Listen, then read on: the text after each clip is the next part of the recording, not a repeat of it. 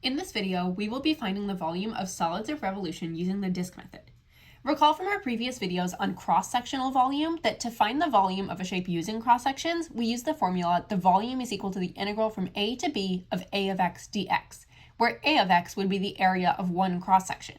If a two-dimensional shape or a region in the xy plane is rotated around a vertical or horizontal line, the area of one of those cross-sections is going to be a circle. If you rotate it all the way around the line, that's going to be a circle. And we know that the area of a circle is equal to pi r squared. Therefore, if we are trying to find the volume, we can find the volume of any solid of revolution by using this formula. V is equal to pi times the integral from a to b of r of x squared dx. Because if you think about the area is equal to pi r squared. So what we've essentially done is we've taken the volume, integral from a to b, and then instead of writing a of x dx up here, we write pi r squared because that's the area of one cross section. So pi r squared dx, and then since the r is in terms of x, we would write that as r of x dx. And then we've just moved the pi to the outside, and that's how we get the formula v is equal to pi times the integral from a to b of r of x squared dx. So if the region is rotated around the x-axis or any other horizontal axis, the formula that we use for the volume is it's equal to pi times the integral from a to b of r of x squared dx. If we rotate the region around the y-axis or another vertical axis, the formula that we use for the volume is v is equal to pi times the integral from a to b of r of y squared dy. Let region R be the region bounded by y is equal to negative x squared plus 9 and the x-axis. Find the volume of the solid generated when region R is rotated around the x-axis. And just a tip, you should always sketch the radius and a disk. So a disk meaning one circular cross-section. First though, I want to show this problem to you in a slightly different way so that you can visualize it. So here I have the area or the two-dimensional base of that solid. And what it means when we talk about a solid of revolution, envision that this skewer that I'm holding the shape on is the x-axis and that vertical line is the y-axis.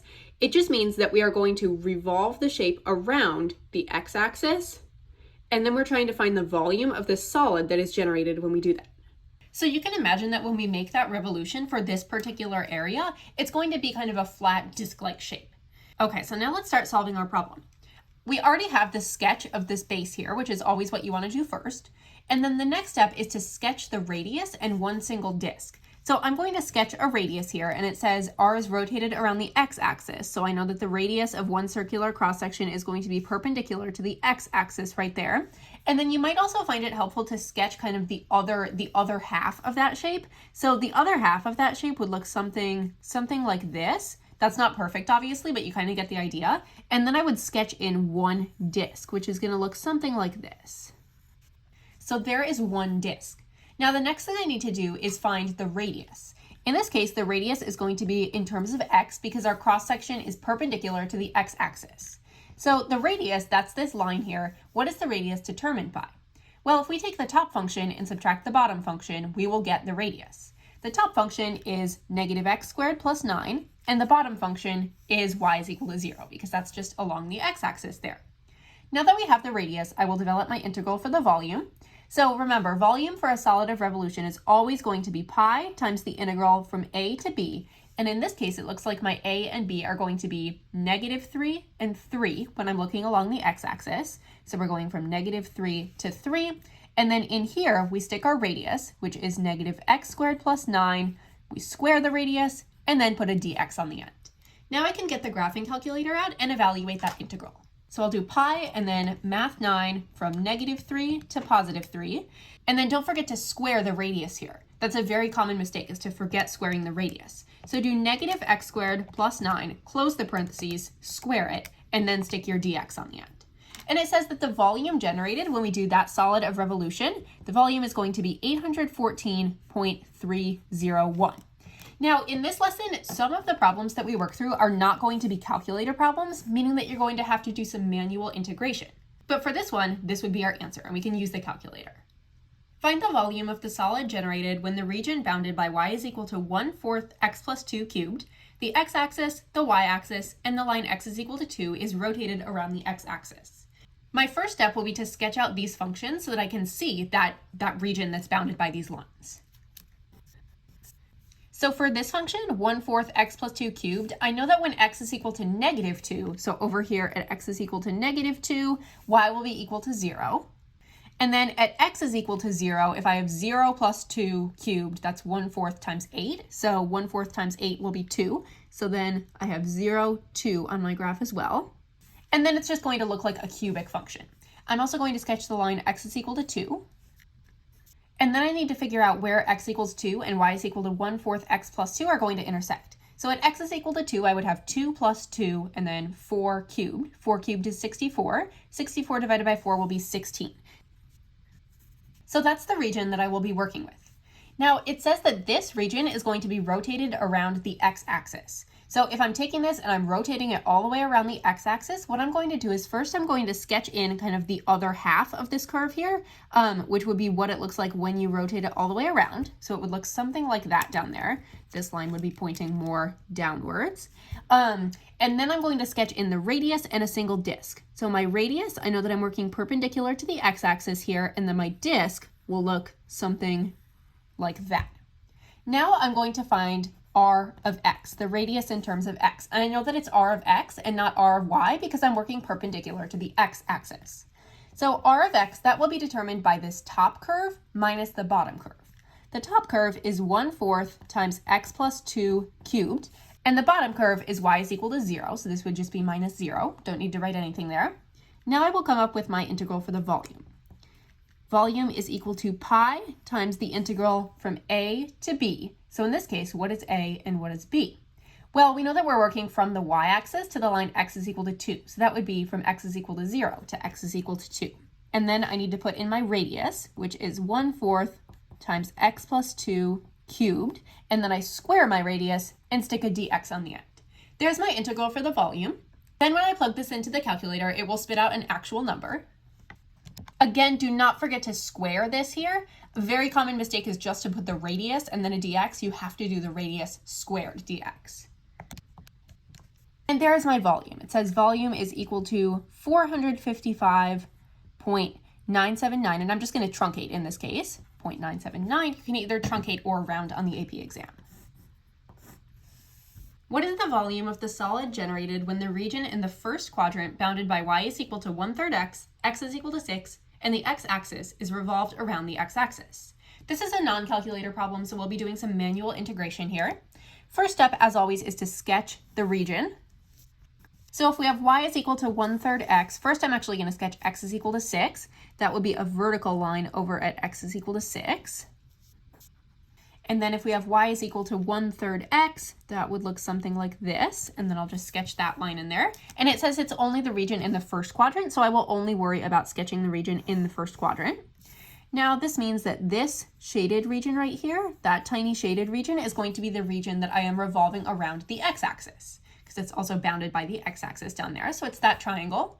So if we are revolving it around the x-axis, first I'm going to sketch what the other half of it would look like once you do the revolution.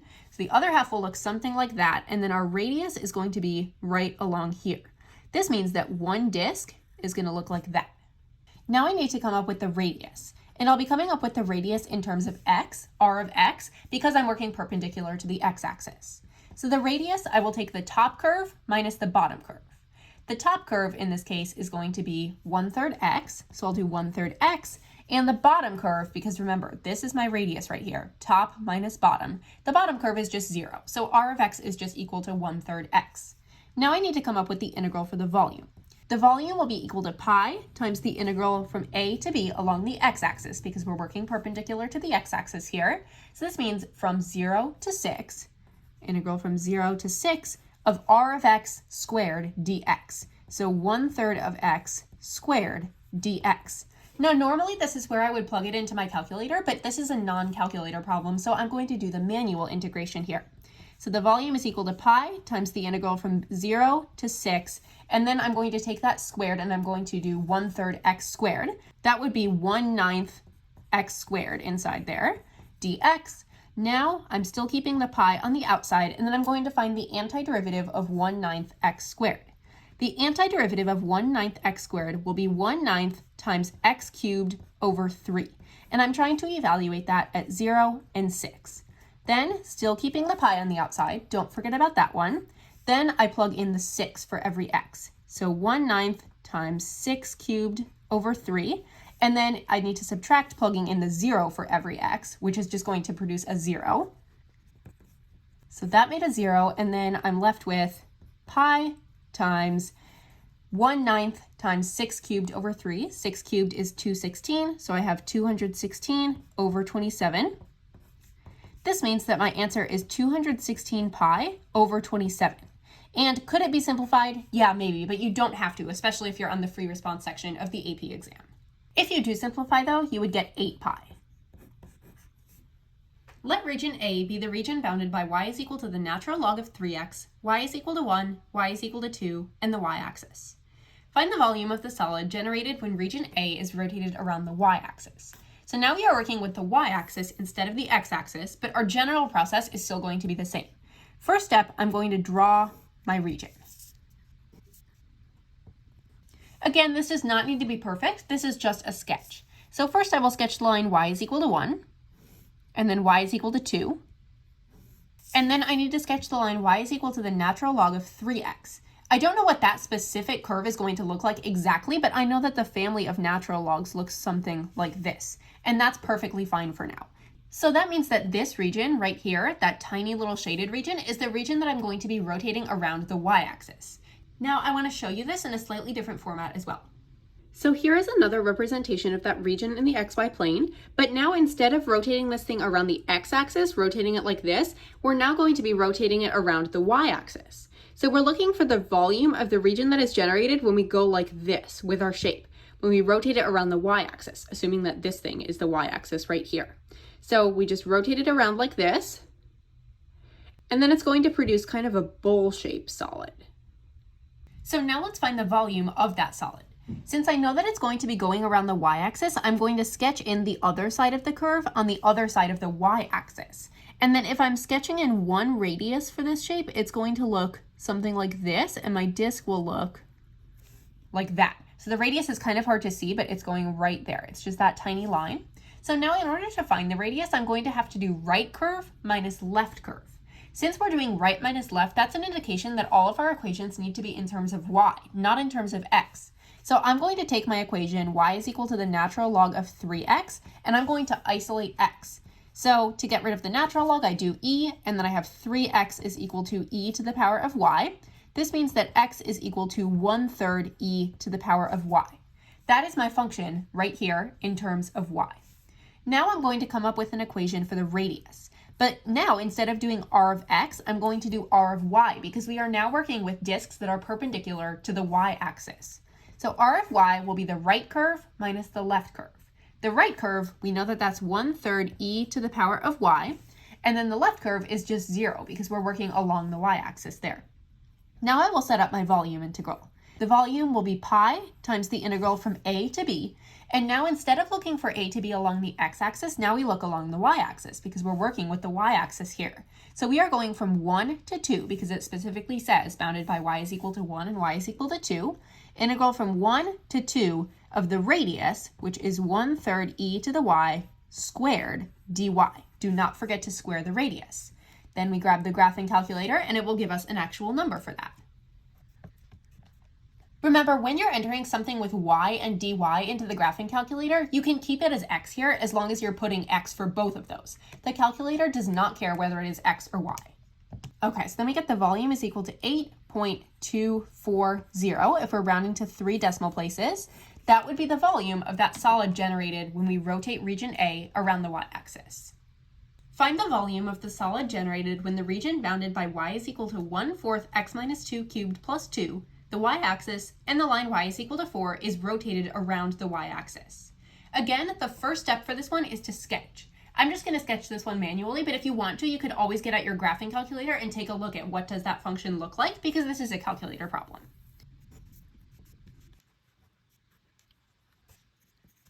Okay, so now I have that shaded region sketched in there. That is the region that we're going to be rotating around the y-axis. So if we're rotating around the y-axis, first I'm going to sketch in a little radius. I'm going to sketch in the radius there. going from that curve to the y-axis. And then if I sketch the other side of my function, that's going to look something like this. And then I can sketch in one disk or one circular cross-section right there. Now I will develop an equation for r of y, the radius in terms of y. The problem here is that this equation is in terms of x, so I need to get that equation in terms of y. I have y is equal to 1/4 times x minus 2 cubed plus 2. So I can subtract 2 and then work to isolate x. Now I have that equation in terms of y and x is isolated.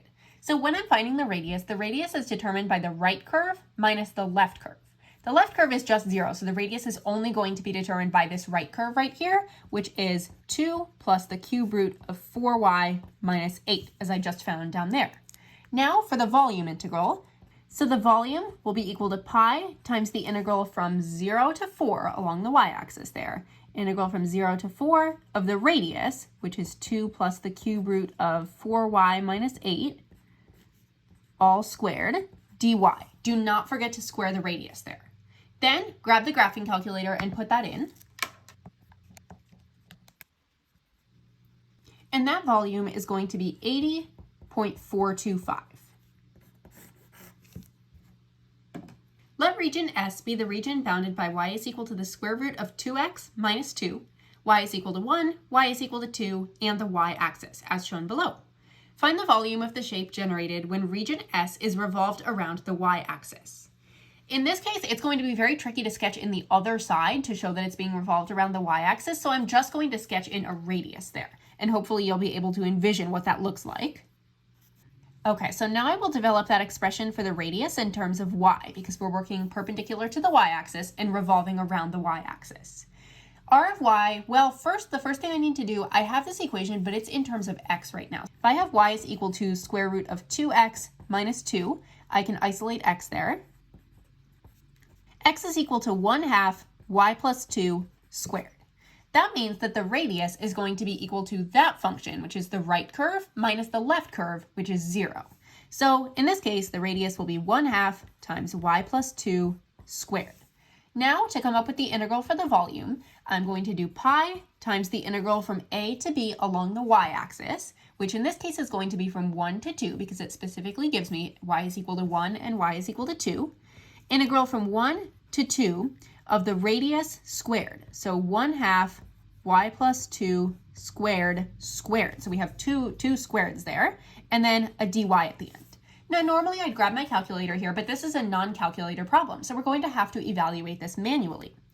So I'm going to rewrite this volume, still keeping it as the integral from 1 to 2, but then I'm going to rewrite what's on the inside here. So I will take this squared, and instead of having the squared, I'm going to write that as 1/4, so squaring the 1/2, times y plus 2 to the power of 4 dy. Now I'm going to pull the 1/4 to the outside here. And now I can use u substitution, saying u is equal to y plus 2. If u is equal to y plus 2, this means that du dy would be equal to 1, because the derivative of y plus 1 is just 1. Then that means that du is equal to dy.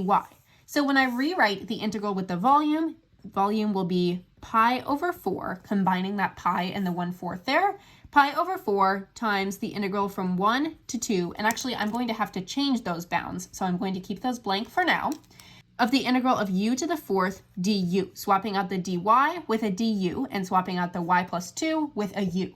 Now I need to change the bounds, and if you want a review of u substitution, that would be a good lesson to review. So if y is equal to 1, which was the case down here, when y is equal to 1, u is going to be equal to 3, and then when y is equal to 2, u will be equal to 4, 2 plus 2. So it's now the integral from 3 to 4 of u to the 4th du. Now I'm just continuing to evaluate, so now I'll take the antiderivative of u to the 4th, which is going to be u to the 5th over 5, and we're evaluating that at 3 and 4. Then use the fundamental theorem, plug in everything in, keeping the pi over 4 on the outside. So we have 4 to the 5th over 5 minus 3 to the 5th over 5. And on a free response question, this would be an okay way to leave your answer. You don't need to simplify that. But if you were on a multiple choice and all of your answer choices were simplified, you'd have to keep going. So this will be pi over 4 times 1024 over 5 minus 243 over 5. So pi over 4 times 781 over 5. That means 781 pi over 20 would be the volume. Let Q be the triangular region in the first quadrant with vertices at 0, 0, n0, and nb, where n and b are positive constants. Which integral represents the volume of the solid generated when region Q is revolved around the x-axis? So you might look at this problem and be kind of confused because you're like, where are the numbers? Where are the equations? Well, this is actually a common way that the College Board will test your knowledge of this kind of topic, is by giving you variables instead and then seeing if you can manipulate the integral. First thing I'm going to do is I'm going to sketch these coordinate points. So I know that one of the vertices of the triangle is at 0, 0, so I have my point at 0, 0, and then I also have a point at n, 0. So I'm going to label this right over here as n, and then at n0, that's where I have one of my other coordinate points, and then I have another point at n, b. So if I go over n and then up b, that means that b is going to be right over here. Now I need to connect those because it says Q is a triangular region. So that would be region Q.